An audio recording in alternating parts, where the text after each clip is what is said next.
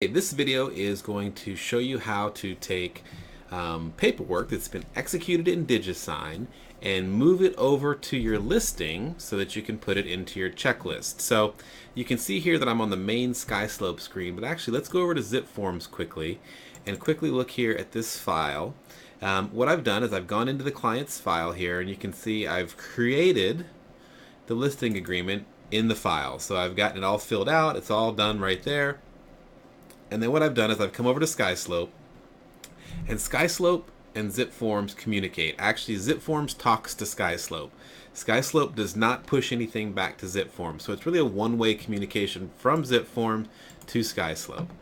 And you find the documents that you created in Zip Forms in Skyslope in the Working Documents tab. You can see here I've got it right here.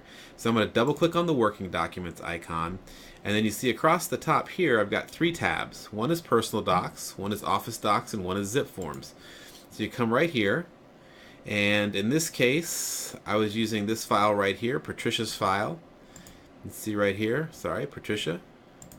And Patricia, and all the documents that are in Zip Forms are available in Skyslope.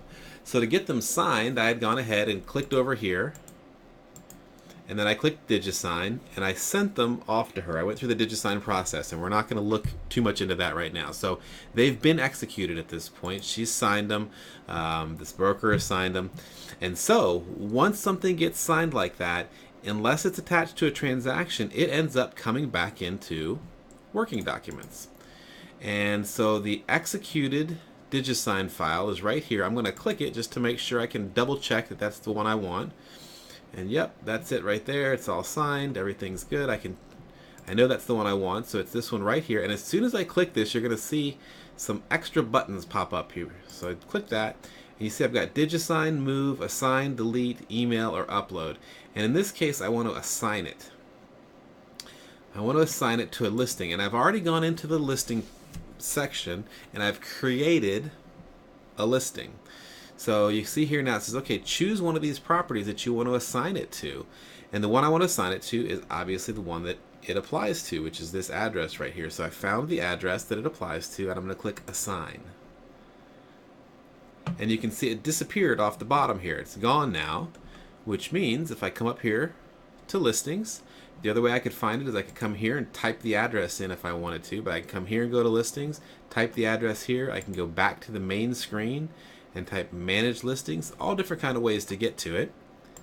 I'm just going to click Manage Listings here, and here's the property. So if I click on the property, and then I'm going to come into the Documents tab here. Here I have Listings, Contacts, Checklist, Documents, Log, and Tasks. And so I come to the Documents section.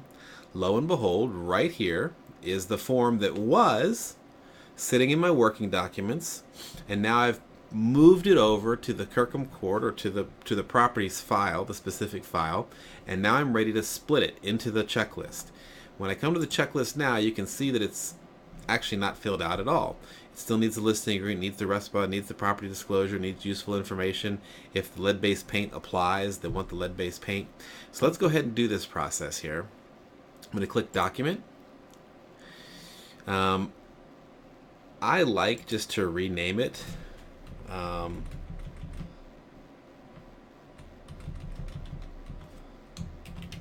Listing, paperwork, address,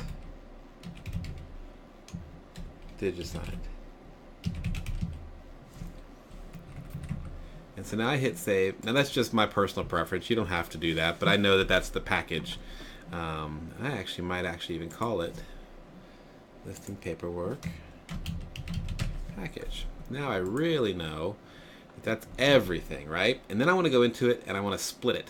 And when I split it, what that's going to do is going to assign it to different parts in that checklist. So over here I've got my little previewer, and that first part is the listing agreement. So I'm going to start typing the word list, and you can see it pops up there. So I'm going to highlight that, and then I'm going to scroll down through here until I get to the end of the listing agreement. And this listing agreement is 11 pages long. So I come over here and I type from page 1 to page 11 is listing agreement. All right. So my page 12 is a property disclosure statement that we've got. So I'm going to type in disclosure, and you can see residential property disclosure pops up. So I'm going to highlight that, and that's just a one-page document, so that's 12 to 12. And then the next one is our RESPA form, so I'm going to come over here and type RESPA, and that's also just a one-page document, so that's 13 to 13. Then I scroll down a little bit. Now this is information about lead-based paint, and I'm not sure that this is in our checklist. I don't think that it is actually, so I'm just going to call this miscellaneous, and there is a miscellaneous tab, and I'm going to go there's only a one-pager, so that's 14 to 14.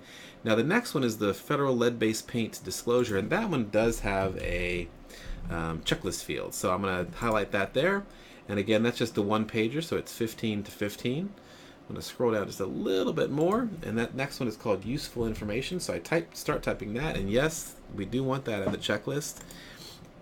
And I'm going to scroll 1, 2, 3, 4 pages, and so that goes all the way to 19. So that goes 16, 17, 18, 19, and don't need any more. So I'm all set. Everything is done there. I've assigned all the pages in the PDF to the checklist. Now I come up here and I click split and assign. It's important you hit the blue button, not the white one. You want to split it and assign it to the checklist. So go ahead and click split and assign. The wheel starts thinking about it just a little bit, and soon I should get a congratulations message, which means that this PDF has been pulled apart, and I have an option that says either return to document section or return to checklist. So let's go to the checklist and see how I did. So this is great. Everything in my checklist that management wants to see is there. It's ready for the review of the manager. I've done my part. There's nothing more for me to do. All the documents are there. The other thing you'll see if I come up here to the Documents tab is that my listing paperwork package, now each form is split out.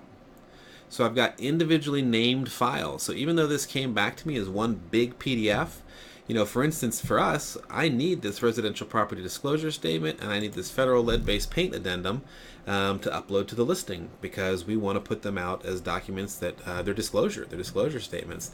So I can now take these two, click email, and email them to myself.